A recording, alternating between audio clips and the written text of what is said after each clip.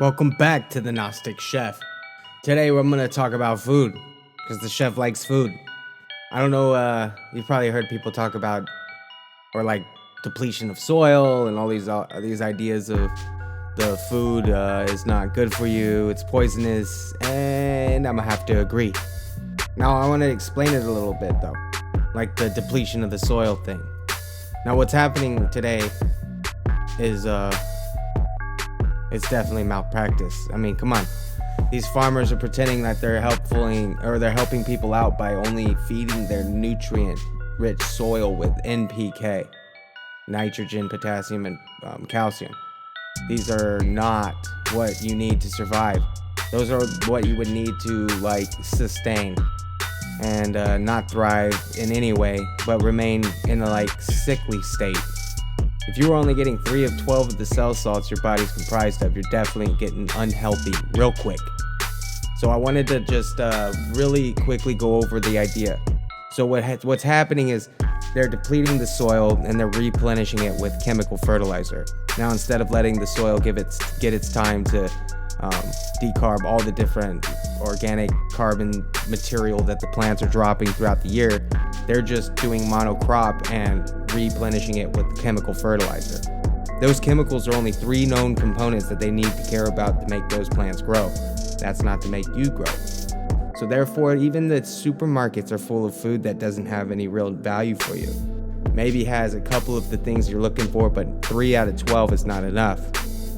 See if you can sustain any type of life like that. If you do, it's going to be a sickly one. And not just that, but the food itself's being picked early. So a lot of this stuff, if it came from Mexico, it got picked weeks in advance. Nutrient-rich food comes from it falling off the vine after it's reached its maturity. There's no possible way, weeks prior to that, is it ready for the nutrient-dense load that it's looking to give you. Even the avocados, all of these things you think that you're getting that should be full of nutrients are no longer full of them because they're just sitting there. They're sitting there doing nothing because they're just now ripening off of the vine. The vine is where those nutrients are being provided from. How is it going to obtain any more nutrient load?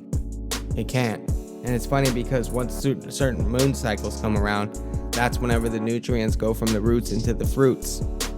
So you got to know these cycles to even understand what's happening. People don't understand them. They think it's hippie stuff. You start saying moon cycles, sun cycles, astrology. You start saying these things and people's brains melt or go into a childish behavior, start dismissing things right away. Farmer's Almanac's known for a long time. The moon cycles all dictate what and when you should do for your plants, when you should pick your herbs. There's a lot to it. So wish everybody would take some time into looking into it, but it doesn't really have to be fear. There's a lot of people out there pushing up soil rejuvenation. Matt Powers is out there teaching. There's a lot we can do together, but we're going to have to collectively try.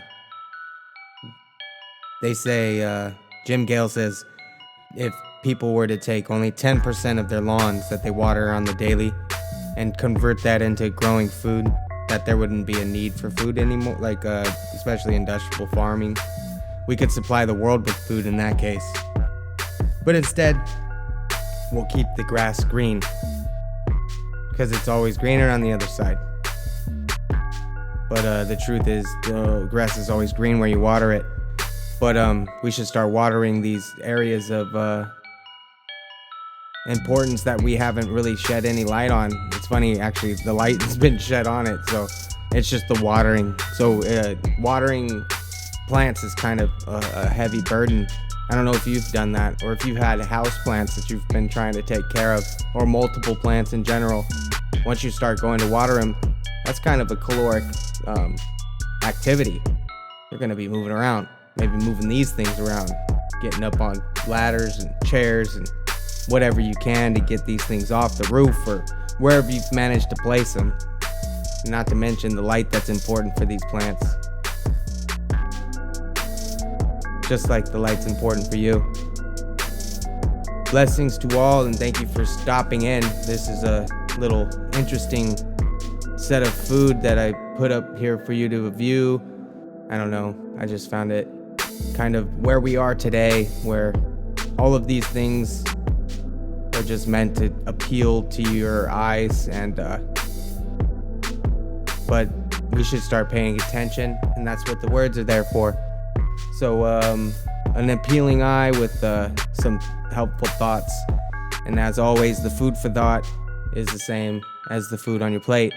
You got to keep that mind working, keep those oscillations churning, and if you get a chance to silence those things, you should definitely be grateful. Silencing of the oscillations of the mental substance is said to be the one thing the yogi's after. It's that hidden thing, that meditation.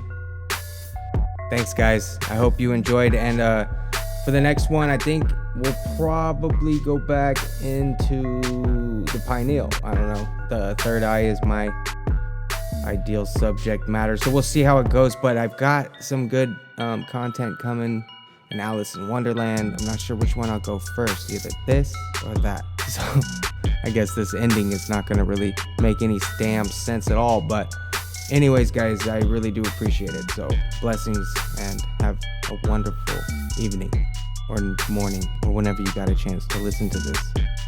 Thanks.